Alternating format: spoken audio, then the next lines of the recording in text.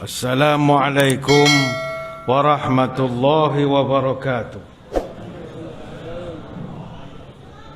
Bismillahirrahmanirrahim. Alhamdulillahi hamdan katsiran tayyiban mubarakan fihi kama yanbaghi li jalali wajhikal karim wa li 'azimi sultanik. Allahumma salli ala sayyidina Muhammadin abdika wa rasulika nabiyil ummi wa ala alihi wa sahbihi wa sallim. Nawaitu ta'alluma wa ta'lim wa tadhakkura wa tadhkir wa naf'a wal intifa' wal ifadah wal istifadah wal hasa ala tamasuki bi kitabillah wa sunnati rasulih wa du'a ilal huda wa dalalah alal khair ibtigha'a wajhillah wa mardatihi wa kurbihi wa thawabihi lillahi ta'ala. Allahumma raddina biqada'ika wa sabirna ala bala'ika wa auzi'na syukra ni'ma'ika. Ya Allah, jadikan kami redha menerima takdirmu, jadikan kami sabar dalam menerima ujianmu, dan bimbinglah kami untuk sentiasa syukur pada nikmatmu. Terima kasih Al-Fadhil Tuan Pengacara Majlis yang saya hormati, para pegawai ahli jawatan kuasa Surau An-Najahiyah Seksyen 19 Shah Alam.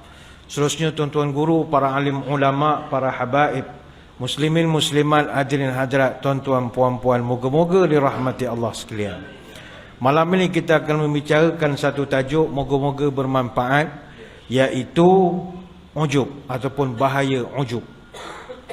Hadirin hadirat sekalian, salah satu daripada kegigihan setan adalah dia tidak akan berhenti daripada berusaha nak menjadikan seluruh amal ibadah yang penat-penat kita lakukan ini tak ada nilai di sisi Allah.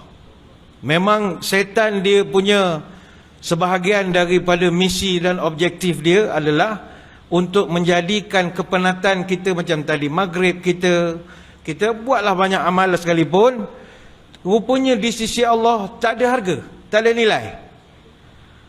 Sebab itu dalam Quran Allah Ta'ala merakamkan, wa kadzalika ja'alna likulli nabiyyin aduwan syayatinal insi wal jin.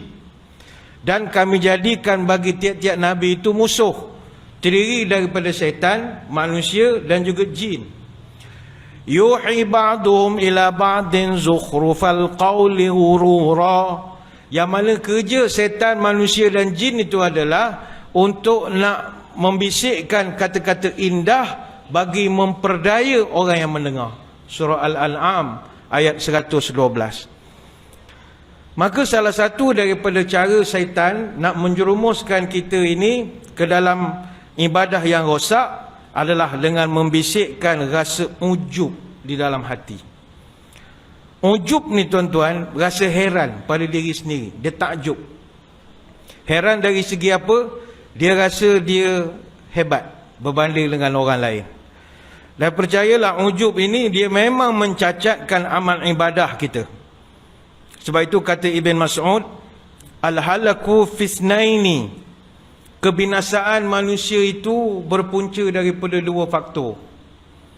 Al-qanutu wal-ujbu. Pertama sekali, orang yang putus asa daripada pengampunan Allah. Dia rasa macam, aku ni jahat sangat lah, Tuhan tak pandang muka aku ni, dah tua-tua baru nak tobat, Tuhan tak ingin agaknya. Dia underestimate, dia tidak memandang rahmat Allah itu luas. Itu boleh merosakkan.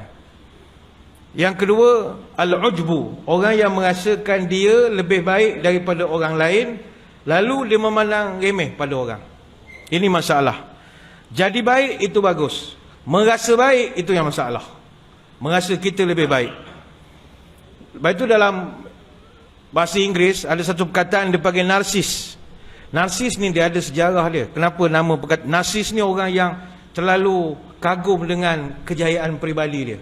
Mungkin dia dari segi pendidikan, dia ada doktor, dia ada profesor, macam-macam, publicationnya banyak. Dia akhirnya dia, oh hebat betul aku, belum umur 50. Dia rasa itu rosak sebenarnya. Sebab itu orang putih panggil narsis. Narsis ni, asal usul perkataan narsis daripada asal cerita zaman Yunani kuno. Ada satu kisah berkenaan dengan Narsisus. Narsisus ni cerita legenda orang putih lah. Dia berehat di tepi kolam. Kemudian dia terlampak bayang dia sendiri di dalam kolam. Akhirnya dia jatuh cinta pada bayang dia sendiri, menyebabkan dia angau. Dia duduk tepi kolam, tak nak makan, tak nak minum. Akhirnya dia mati. Dan bila dia mati, dia berubah jadi bunga. Bunga tu bunga narsisis sampai sekarang.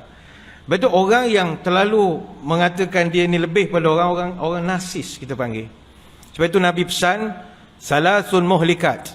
Ada 3 perkara yang boleh menjahanamkan kamu semua, kata Nabi. Pertama, syuhul muta'. Nombor 1, kedekut. Nombor 2, wahawa muttabi'. Terlalu ikut bisikan nafsu. Maknanya macam kita suka shopping online misalnya, ya. Buka satu, yalah orang sekarang shopping semua di telefon saja. Tengah dengar ceramah, bunyi Shopee, ting, bunyi. Ada barang baru pula dah. Buka sekejap, lawanya. Terus je beli. Jangan. Itu bisikan, dia memang nak kerja, nak menghabiskan duit kita. Nabi suruh lawan dulu. Kalau terlalu ikut, mati kita. Hawa muntabi'. Oh, teringat nak makan itu, tengok iklan, oh sedap pula, suruh panggil Grab lah datang. Wow. Jangan. Dia nafsu ni, dia jangan diikut. Bukan kata suruh buang, tidak. Hawa muntabi' ni terlampau diikutkan, kata Nabi. Dan yang ketiga yang boleh menjanamkan manusia, ijabul mar'i binafsih. Orang yang kagum dengan kejayaan diri dia sendiri. Yang hadis riwayat Tabrani ada rekodkan dalam kitab Al-Awsat. Jadi ketiga-tiga jurang ini mesti dilawan. Kalau ada dalam diri tiba rasa nak kedekut je, lawan. Bila tiba dalam diri ada rasa nak meli je kerja, dia macam tak boleh duduk diam, lawan. Nak makan je, teringat ni ceramah pun, bila habis ceramah ni, pengurusi tak sebut pula ada makan tidak ke jemaah. Semua orang makan saja. Jadi dia terlampau ikutkan mutabi'. Terlampau ikutkan. Dan menjahanamkan ketiga, Nabi suruh lawan ijabul mar'i. Bila kau dah rasa kagum dengan kejayaan kau, bukan kejayaan orang, maka mesti mau lawan. Jangan belagak. Kalau ketiga-tiga ni kita ikut, kita akan jadi orang belagak. Sesama kita janganlah bongkak. Usah dia bangga harta yang banyak. Kalau berpangkat pun jangan belagak, supaya pergaulan sama kita tidak akan rosak. Orang menyampah kalau orang terlampau pas dia cerita hal dia, menyampah kat orang mendengarnya. Sebab itulah rasa ujub ini seburuk-buruk sifat dan amat tercela di sisi Allah. Bahkan ujub ini kalau ada dalam hati kita, dia akan merosakkan. Sebab sampai satu peringkat, kita bukan sekadar merasa kita lebih baik daripada orang, bahkan sampai to some extent kita akan rasa kita je layak masuk surga, orang lain tak. Itu kemuncak kesombongan. Iaitu kita yang sedang berada di surau, ahli ibadah, kalau datang perasaan ujub, kita lebih hina daripada orang yang tak datang surau. Kita rasa, tengok aku, datang surau, orang lain dia nak datang. Dia kagum dengan diri dia. Orang kagumlah dengan orang lain, jangan kagum diri sendiri. Allah larang. Lepas itu dalam Quran Allah Ta'ala sebut, fala tuzakku anfusakum huwa a'lamu bimanin taqa. Jangan kau merasa engkaulah yang paling suci, bersih, tulus, mulus, kudus. Tidak boleh merasa kita paling baik. Kerana aku, kata Allah, lebih kenal siapa yang lebih takwa antara kamu. Suratul Najmi ayat ke-32.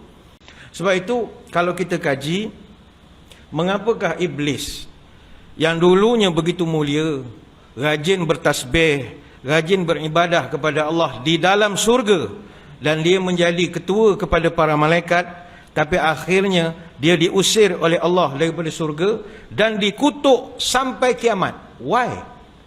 What is the because? The because is kerana iblis merasa dia lebih baik daripada Adam. Itu je problem dia. Tak ada problem lain. Allah rekodkan dalam Quran. Qala ya iblis ma manaka an tasjuda lima khalaqtu biyadai astakbarta am kunta minal alin. Wahai iblis, apa sebab kau tak nak hormat kepada makhluk yang aku ciptakan sendiri, iaitu Adam? Astakbarta, kau ingat kau dah besar? Kau ingat kau ni dah banyak pangkat besar sangat? Am kunta minal alin. Engkau rasa engkau dah tinggi sangat ke kedudukan? Itu bahasa Allah Ta'ala tu. Iblis, apa hal? Kau ingat kau best sangat ke? Itu bahasa kita orang bandar gila. Kau ingat kau best sangat ke? Kau ingat kau hebat sangat ke? Tapi iblis dia memang netizen sejati agaknya. Qala ana khairun minhu. Ya, saya lebih baik daripada Adam. Selamba depan bos cakap macam tu. Khalaqtani min narin wa khalaqtahu min tin. Saya ni dibuat daripada api. Mamat ni buat pada tanah, orang pijak. Hello, katanya. Excuse me, takkan saya nak hormat orang macam ni? Saya grade 52, mangku 54. Ini grade 19. Mana boleh saya tabik dia? Seolah-olah begitulah. Itu je perangai iblis. Bukan ada masalah besar sangat. Tapi apa reaksi? Ialah reaction Allah Ta'ala atas sikap iblis itu. Qala fakhruj minha fa innaka rajim wa inna alaika la'nati ila yaumiddin. Kalau begitu wahai iblis, nyah kamu daripada surga ini. Sesungguhnya kamu aku kutuk sampai bila-bila? Sampai hari pembalasan. Ini Allah rekodkan dalam surah Sad ayat 75 sampai 78. Maka iblis dia merasa dia paling baik. Dan dia menganggap Adam lebih rendah daripada dia. Sebab itu agama kita sangat jaga bab ujub ini.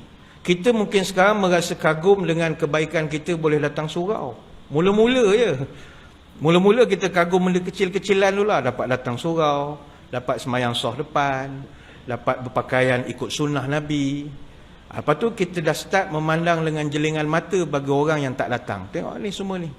Tak datang. Apa orang pencen-pencen tak datang surau. Dia dah start merendah-rendahkan orang. Sampai satu peringkat, ni semua kalau mati masuk neraka semua ni. Dia dah jadi setaraf dengan iblis saja. Sebab itu hati-hatilah dengan permainan setan ini. Dia membisikkan di telinga kita, ujub itu berbahaya. Itu dalam bab ibadah. Kalau dalam bab keilmuan, ustaz penceramah, dia berceramah sampai satu peringkat dia merasa dia paling baik berbanding dengan orang yang mendengar ceramah. Huru-hara lah ustaz tu nanti. Dia merasakan keluarga dia keluarga paling jadi keluarga tauladan di Malaysia berbanding keluarga orang lain. Suami dia lah yang paling soleh, isteri dia lah yang paling solehah, anak dia yang paling soleh, anak ni yang paling solehah. Oh, hancur. Kehancuran bermula dengan terlalu kagum dengan diri sendiri.